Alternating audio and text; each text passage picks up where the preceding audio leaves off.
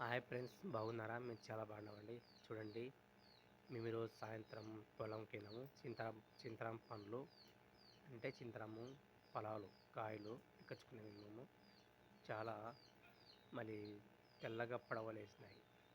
చూడండి, ఈ కాయలన్నీ పిక్కచ్చుకున్నాము. వీటిని ఒక దాంట్లో మాగేసుకోవాలి. చూడండి, చింతరం పళ్ళు అంటే చాలామందికి ఇష్టం. కొత్త ఫలాలు, కొత్త పండ్లు. చూడండి, చాలా మరి లావుగా ఉన్నాయి కాయలు.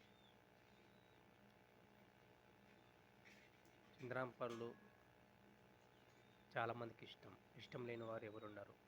కొత్త పొలాలు, కొత్త మార్కెట్లు, సంతలకు తెచ్చుకుంటారు. చూడండి, ఎంత పడవలేసిందో తెల్లగా.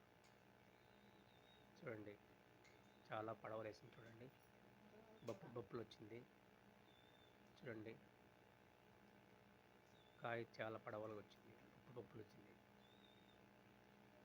చూడండి, ఇదే ఎందుకంటే ఇక్కడ ఓలు పెట్టామంటే అందులో పిచ్చి నల్లగా ఉంటేనే మాగుతుంది, లేకుంటే మాగవు.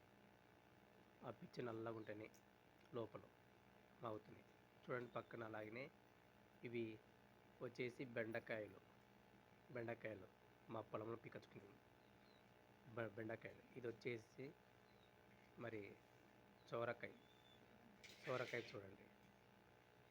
అలాగనే ఇవి మరి పెసులు బుడ్డలు